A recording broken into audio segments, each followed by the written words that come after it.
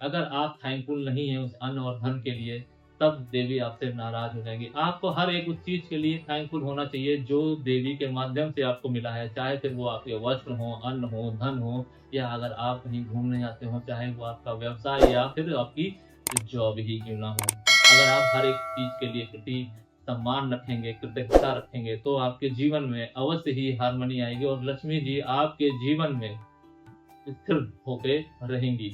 और उस स्थिरता के माध्यम से आपके जीवन में सेहत आएगी, सुख आएगा, शांति आएगी। सातवीं चीज है संध्या कालीन दिया। संध्या कालीन दिया हर घर में जगना चाहिए। नमः शिवाय। नमः शिवाय। नमः शिवाय। कुछ घर ऐसे होते हैं जो ये कहते हैं कि उनके जीवन में पैसा आता है मगर टिकता नहीं है। या मैं ये कहूँ कि ज्यादातर लोग एक ऐसा सवाल लेकर मेरे पास आते हैं जो ये बोलते हैं कि वो पैसा तो कमा रहे हैं लेकिन वो पैसा जा कहाँ रहा है वो उन्हें पता नहीं है। अगर आपके जीवन में पैसा आता है मगर टिकता नहीं है, या आपको पता नहीं चलता है कि वो पैसा किस माध्यम से, कहाँ, कैसे, कब खर्च हो जाता है, तो ये वीडियो आपके लिए है।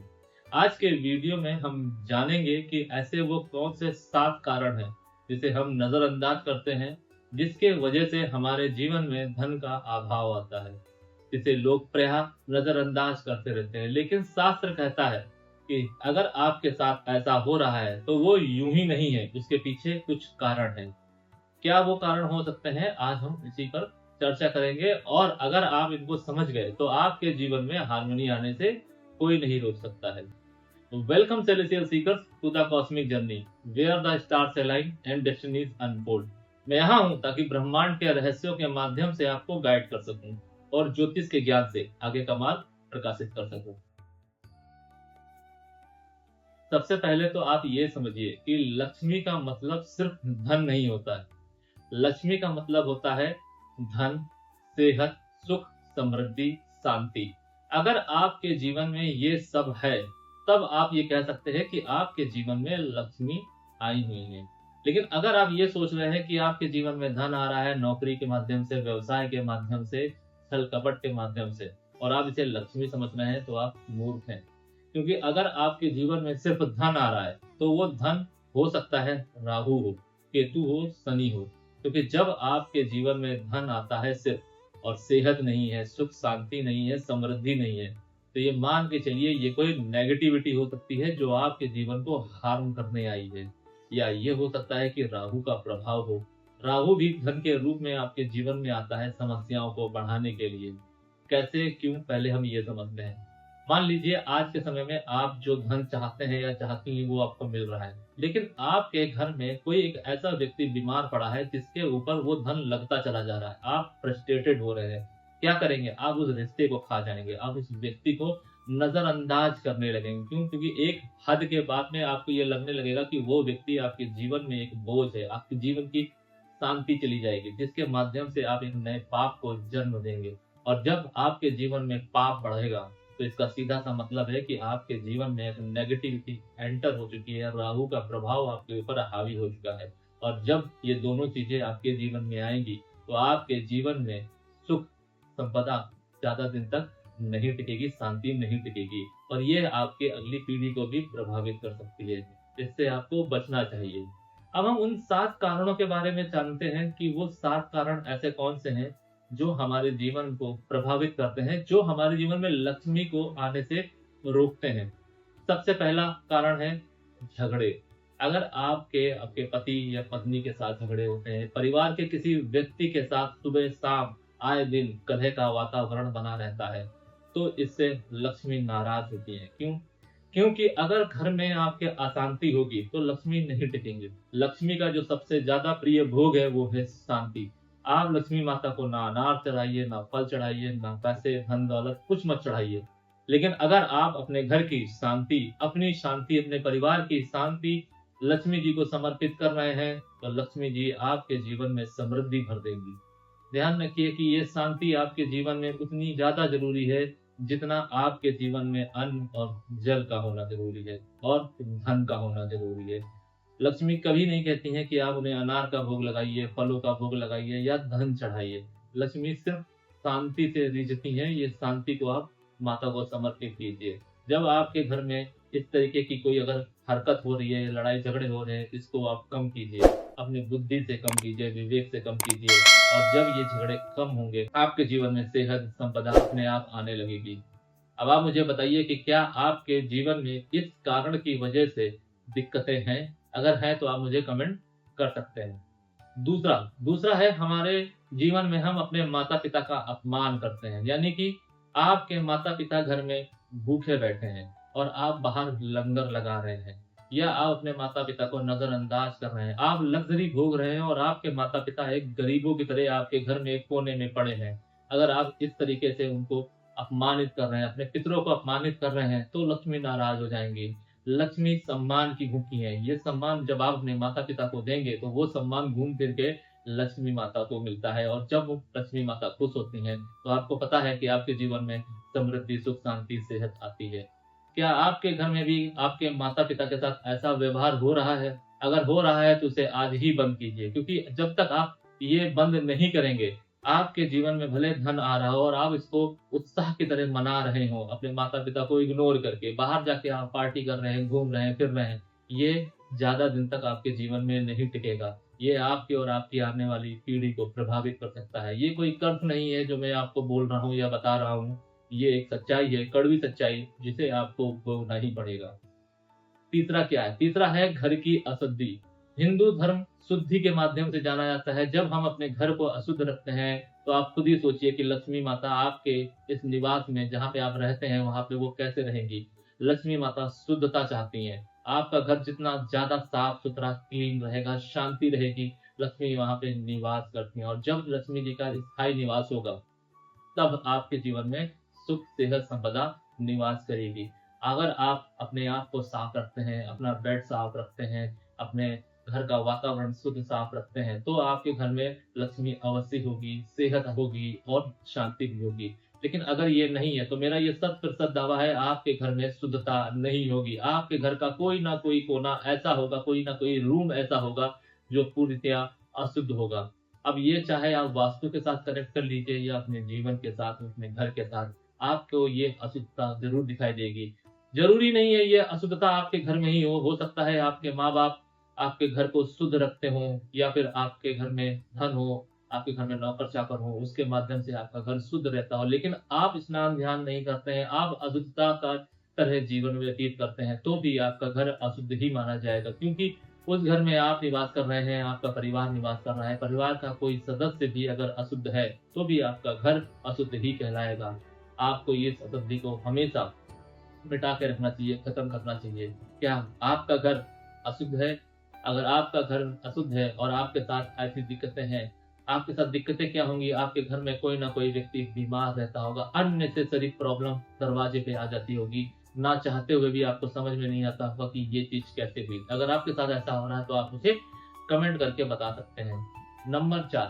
नंबर 4 है कि हम अनैतिक तरीके से धन कमाना। अनैतिक तरीके से धन कमाना कैसे? हमने किसी अपने रिश्तेदार या मित्रगण से अनैतिक तरीके से छल के माध्यम से धन ले लिया और फिर उसको लौटाना नहीं, या छल से उसकी प्रॉपर्टी को हड़प लेना, या फिर कोई भी गलत कार्य करने के माध्यम से धन कमाना। अगर आपके जीवन में इस माध्यम से धन आ रहा है और आप बहुत ज्यादा हतोत्साहित हैं, तो आप मूर्ख हैं। इस मूर्खता को करने से आप बचिए, क्योंकि ये धन जिस तरीके से आएगा उसी तरीके से वो वापस चला जाएगा, और वापस जाने का जो मार्ग होगा वो होगा आपके घर की बीमारी, चोरी, और हो सकता है आपके घर में कोई ऐसी घटना घट जाए जिसमें आपके घर के किसी व्यक्ति की या आपकी हो सकता है मृत्यु तक हो जाए।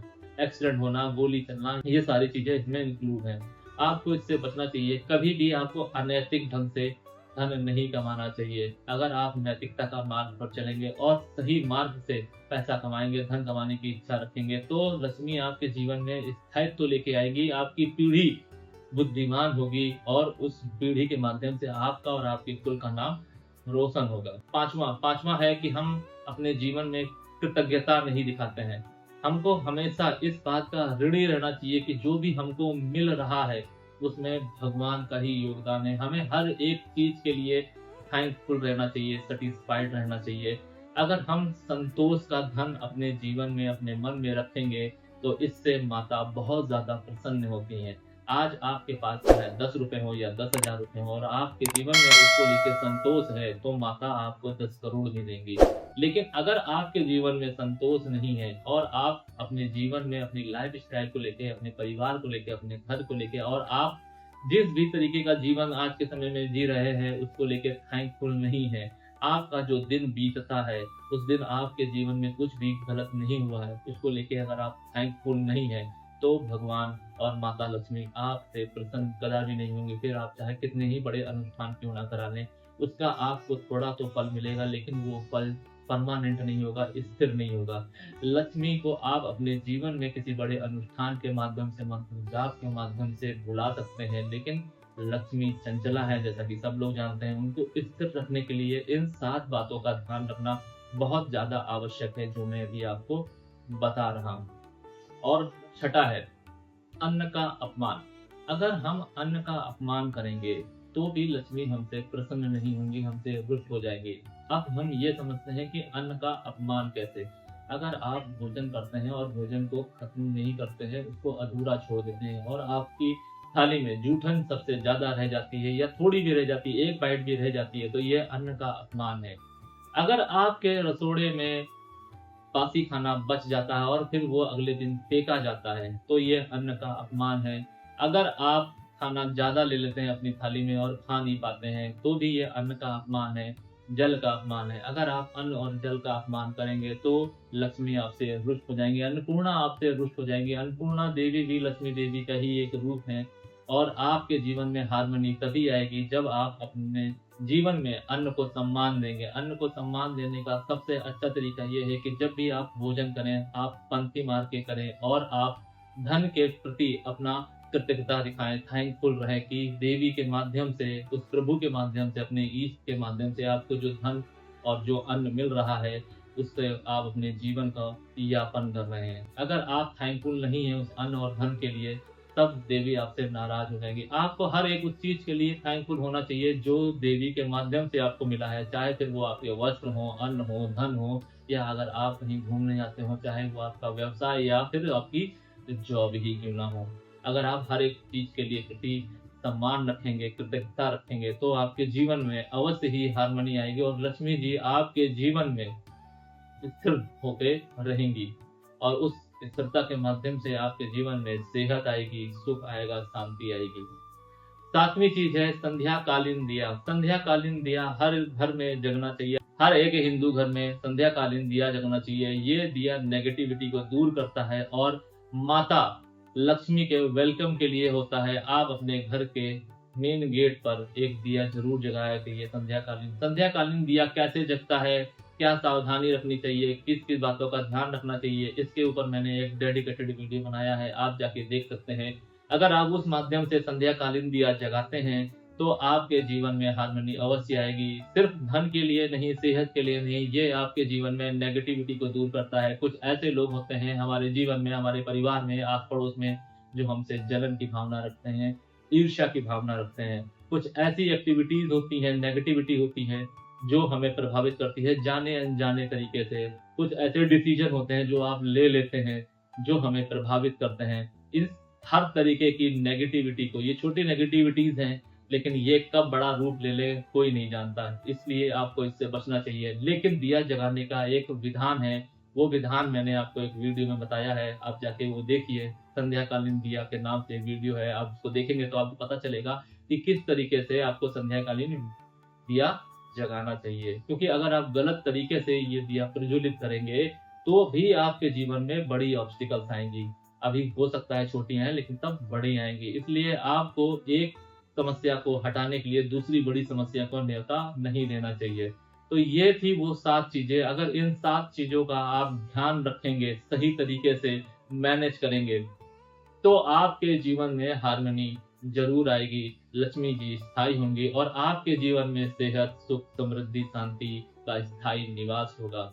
क्या आपके घर में संध्याकालीन दिया जगता है? अगर जगता है तो आप मुझे बताइए कमेंट करके। और अगर आपके घर में ऐसा नहीं होता है और आपको उसका प्रोसेस नहीं पता है, तो वीडियो के माध्यम से आप इसको देखिए और आज से ही इसको स्टार्ट कीजिए। इसको जगाने के लिए कभी भी आपको ये नहीं देखना है कि शुक्ल पक्ष चल रहा है कि कृष्ण पक्ष चल रहा है। जब जागिए तब सवेरा।